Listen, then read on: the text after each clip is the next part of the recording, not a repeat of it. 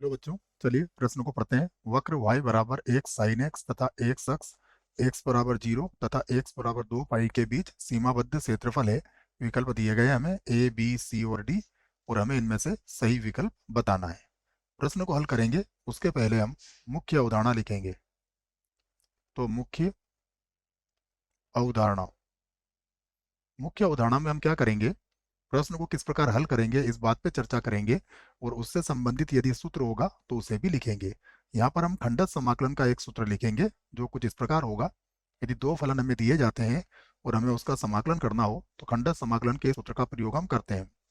ये होता है u गुणा v dx बराबर u, फिर v का समाकलन होगा, फिर माइनस समाकलन। अब हम u का अवकलन करेंगे, उसके बाद फिर से v का समाकलन करेंगे और जो आएगा उसका फिर से हम एक बार समाकलन कर देंगे प्लस c। ये बात सूत्र आपको याद रखना है। यहाँ पर u और v को मानने के लिए हम एक कथन याद रख सकते हैं जो होगा I L A T T और E। ठीक है, तो यहाँ पर I का मतलब क्या होता है, प्रतिलोम त्रिकोणमितीय फलन होता है। L का मतलब होता है लघुगणकीय फलन। A का अर्थ होता है बीजगणितीय फलन। T का अर्थ होता है त्रिकोणमितीय फलन और E का अर्थ होता है चरघातांकी फलन। तो जो पहले आता है उसे हम क्या मानते हैं, U मानते हैं। अब हम प्रश्न को यहाँ लिख लेते हैं। हमें दिया गया है y बराबर x sin x, इसे हम समीकरण 1 बना लेंगे। उसके बाद x अक्ष और x अक्ष के बाद x बराबर 0 दिया है और x बराबर 2 पाई दिया है और ये हो जाएगा हमारे पास समीकरण 2 बना सकते हैं आप। अब इससे संबंधित चित्र हम यहाँ पर बना लेते हैं। ये यहाँ से हम चित्र बनाते हैं। ये हमारे पास मूल बिंदु हो जाएगा 0 0। हमें 2 पाई तक लेके जाना है। हम जानते हैं पाई तक तो साइन का मान धनात्मक होगा और 2 पाई पे आके ये मान लो पाई है हमारे पास, तो पाई पे तो मान क्या होगा, धनात्मक 0 से पाई के बीच में, और पाई से 2 पाई के बीच में क्या होगा, मान हमारा ऋणात्मक होगा। तो ये 2 पाई हो गया।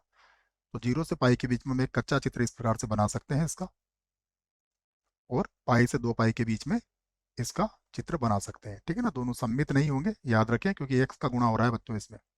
ठीक है, परंतु यह है कि अगर 0 से पाई के बीच में एक्स का मान तो धनात्मक ही रहेगा हमारा, इसलिए 0 से पाई में साइन धनात्मक रहेगा और पाई से 2 पाई में ऋणात्मक रहेगा। परंतु दोनों सममित नहीं होंगे, दोनों अलग अलग बन सकते हैं क्योंकि वो एक्स के मान पर निर्भर करेंगे। अब हम यहाँ पर छायांकित कर देते हैं इस भाग को, जो भाग हमें ज्ञात करना है। तो एक तो हमें ये छायांकित भाग निकालना है और एक ये छायांकित भाग हमें ज्ञात करना है। दोनों को दो भागों में ज्ञात कर सकते हैं। देखिए यहाँ पर इसे चाहें तो लिख सकते हैं आप, ये आपके लिए एक्स अक्ष हो जाएगा और ये आपके लिए वाई अक्ष हो जाएगा। तो लिख लेते हैं आप छायांकित भाग का क्षेत्रफल। यहाँ से लिख लेते हैं छायांकित छायांकित भाग का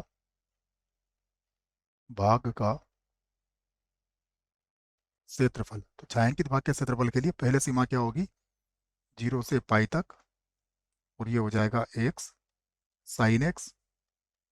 दूसरी सीमा क्या होगी, दूसरी सीमा होगी पाई से 2 पाई तक, यहाँ पर भी वही आएगा x sine x D x, है ना। ये मान ऋणात्मक आएगा इसलिए हम यहाँ पर मापांक लगा देंगे